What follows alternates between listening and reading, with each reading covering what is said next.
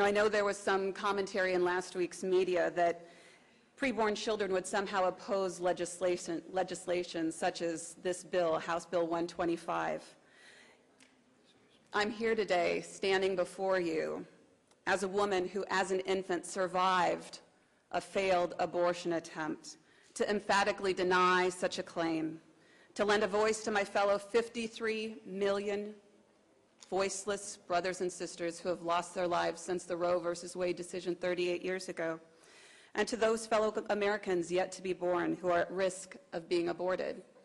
I'm standing here before you today as a survivor, and I believe that I can speak for all of the children like me who have been aborted or who are at risk of being aborted in saying that we support this bill, and we urge you to do the same. I know it may somehow be easy for some to deny the right to life of a child when you don't see them face to face, when you don't hear their heartbeat on that ultrasound. But what if you did come face to face with them? What if you did hear that heartbeat on the ultrasound? Who in this room today wants to look me in the eye and tell me that my life was not worth protecting? Who wants to turn to my daughter, who's starting to get a little vocal back there, I apologize, but who wants to turn to my daughter and somehow tell her that her mother's life, and therefore her life, were not worth defending? You wouldn't know it by looking at me today, and know that I hear that all the time. Looking at me, nobody could ever realize that I went through what I did as an infant. I know, looking at me today, you could never guess that in August of 1977, my biological mother went to have a saline infusion abortion. And for those of you that aren't aware of what that involves, a saline infusion abortion involves injecting a caustic, toxic salt solution into the amniotic fluid surrounding the preborn child in the womb. The intent of that salt solution is to scald the child to death from the outside in. So here I was subjected to that toxic salt solution in my mother's womb, and I was bathed in it for 5 days. Literally, it should have burned me to death. And I stand before you today not bearing a single physical scar. I am one of the most blessed people in the world. But at the time, here I was bathed in that salt solution, and I should have been delivered dead on the 5th day of the abortion procedure. My mother should have delivered a dead baby. Instead, when I was delivered, they discovered I had been born alive. At the time that I survived, I weighed a little less than 3 pounds. I weighed 2 pounds, 14 ounces. I suffered from jaundice. I had severe respiratory problems. I had seizures. I had to undergo multiple blood transfusions because I was starting to hemorrhage from what the toxic salt solution was doing to me. And because I was too weak to suck from a bottle, I was fed through an intravenous line in my head for an extended period of time. My future was bleak. The doctors had a poor prognosis for my life, but I was alive. Imagine, I was alive. My mother, when she went to have that saline infusion abortion, thought she was about 18 to 22 weeks pregnant. The first documentation in my medical records, the doctor states that I looked like I was about 31 weeks gestational age. So I could have been almost 8 months gestational age when I was aborted. But whether my mother was 18 weeks pregnant or 31 weeks pregnant with me at the time, the reality is that I should not be standing here today. That abortion was my death sentence.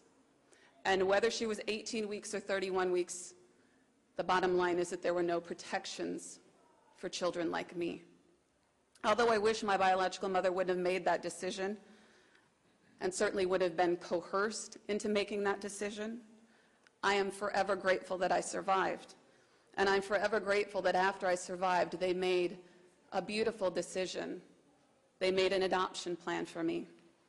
And I truly believe adoption is an option that everyone can live with, literally. I often hear the argument made that if we don't abort over 1 million children like me in the United States each year, what are we going to do with these children? You know, I hear that somehow they're going to be an inherent drain on society. They're going to be at risk of being abused or for living in poverty. And first of all, I beg you to reevaluate how you define who is deserving of life and who is not. What if it was you? What if it was your child, your grandchild, your niece or nephew who were in my shoes as a target for abortion? Would you believe that they would be an inherent drain on society, or would you believe that they were a blessing? Secondly, I need to point out to you that my adoptive parents didn't hesitate for a second to open their hearts and their home to me, having been told that this little girl that they were going to adopt probably wouldn't live for very long, and if she did live, would likely be disabled. Who's going to care for children like me who are at risk of being aborted? People just like my adoptive parents. And I meet people like them every day around the world who would gladly do the same if only they were given the opportunity. And lastly, in regards to that argument on who's going to care for the children, I stand here before you today as a woman who has a master's degree in social work. I've worked as an educator, as a counselor in the fields of domestic violence, sexual assault, addiction, mental health, and through my work in a state child welfare agency, I help to initiate programs to provide better outcomes for children and parents involved in the child welfare system.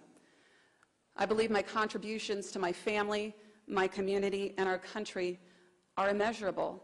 And no matter what any of our contributions are in our world, I believe that all deserve the right to life.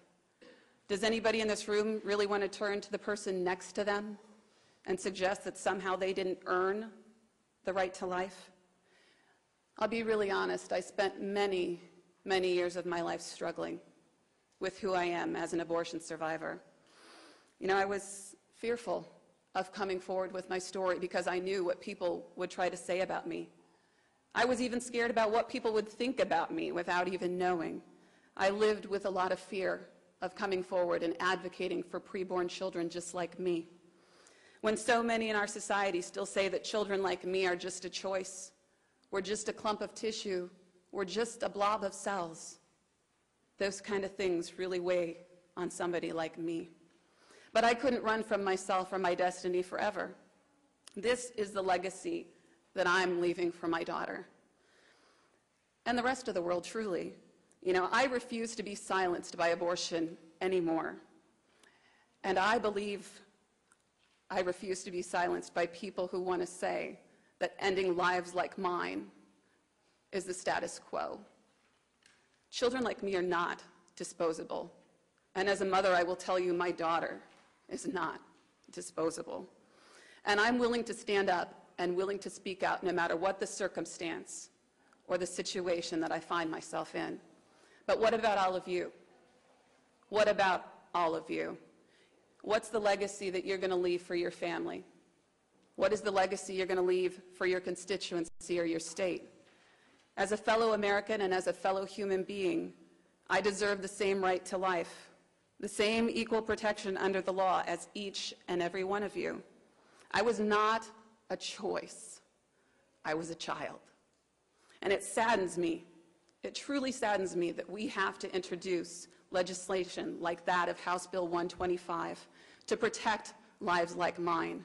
And it saddens me because for me that means that we as a society still are not in a place where we respect and protect lives like mine from the moment of conception. And so I believe that we have the right, we have the need for legislation like this bill to protect lives like mine until society is in a place where my life could have been protected. And I urge each and every one of you as legislators to consider the role you have in making sure your state government protects and enhances the lives of all of your constituents, born and preborn.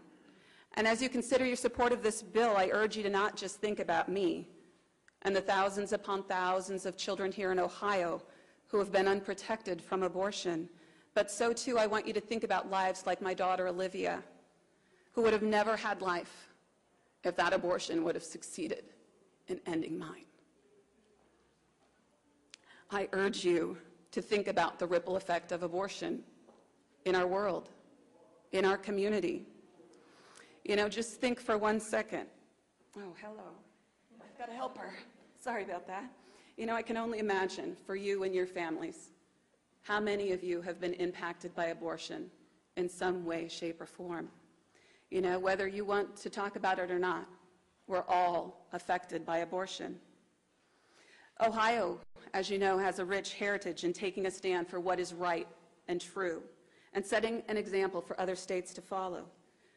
The nation and literally the world is watching you right now to see what you do here in Ohio.